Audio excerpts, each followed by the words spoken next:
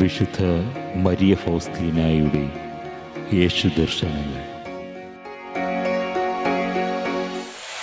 പ്രാർത്ഥന. പ്രാർത്ഥന എല്ലാ തരത്തിലുള്ള പോരാട്ടത്തിനും വേണ്ടി ആത്മാവിനെ ഒരുക്കുന്നു. ആത്മാവ് ഏതവസ്ഥയിലാണെങ്കിലും പ്രാർത്ഥന അത്യന്താപേക്ഷിതമാണ്.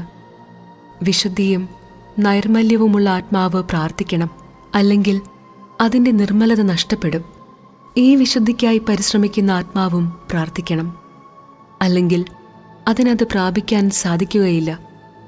സമീപകാലത്ത് മാനസാന്തരപ്പെട്ട ആത്മാവ് പ്രാർത്ഥിക്കണം, അല്ലെങ്കിൽ അത് വീണ്ടും വീണുപോകും. പാപത്തിൽ മുഴുകി ജീവിക്കുന്ന ആത്മാവ് പ്രാർത്ഥിക്കണം, അത് പാപത്തെ അതിജീവിച്ചേക്കാം. ഒരാത്മാവിനും പ്രാർത്ഥിക്കുന്നതിൽ നിന്ന് ഒഴിവ് കഴിവില്ല. കാരണം ചെറിയ കൃപ പോലും പ്രാർത്ഥനയിലൂടെയാണ് ആത്മാവിന് ലഭിക്കുന്നത്. നോമ്പുകാലങ്ങളിൽ ദിവസവും അരമണിക്കൂർ പരിശുദ്ധ കുർബാനയുടെ മുൻപിൽ സാഷ്ടാംഗം വീണ് ആരാധിച്ചിരുന്നപ്പോഴാണ് ഏറ്റവും കൂടുതൽ വെളിച്ചം ലഭിച്ചിരുന്നതെന്ന് ഞാൻ ഓർമ്മിക്കുന്നു. ആ കാലഘട്ടത്തിൽ എന്നെ തന്നെയും ദൈവത്തെയും ആഴമായി മനസ്സിലാക്കാൻ സാധിച്ചു. അധികാരികളുടെ അനുവാദം ലഭിച്ചിട്ട് പോലും അപ്രകാരം പ്രാർത്ഥിക്കാൻ എനിക്ക് വളരെ തടസ്സങ്ങൾ അനുഭവപ്പെട്ടു.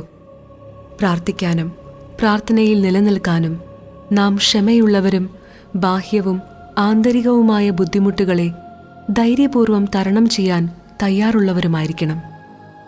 നിരുത്സാഹം, മരുഭൂമി അനുഭവം, അതായത് ആത്മീയ വരൾച്ച, ആത്മാവിൻ്റെ ബന്ധനം, പ്രലോഭനങ്ങൾ, ഇവയാണ് ആന്തരികമായ തടസ്സങ്ങൾ.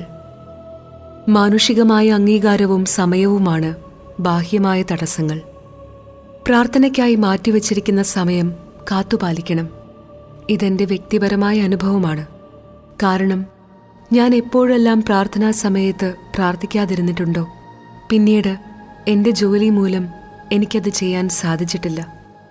ഇനി അതിന് സാധിച്ചിരുന്നെങ്കിൽ കൂടി എൻ്റെ ജോലി സംബന്ധിച്ച പല വിചാരം മൂലം പ്രാർത്ഥിക്കാൻ വളരെ ബുദ്ധിമുട്ടിയിരുന്നു. എനിക്ക് ഇപ്രകാരം ഒരു പ്രയാസവും കൂടി അനുഭവപ്പെട്ടിട്ടുണ്ട്.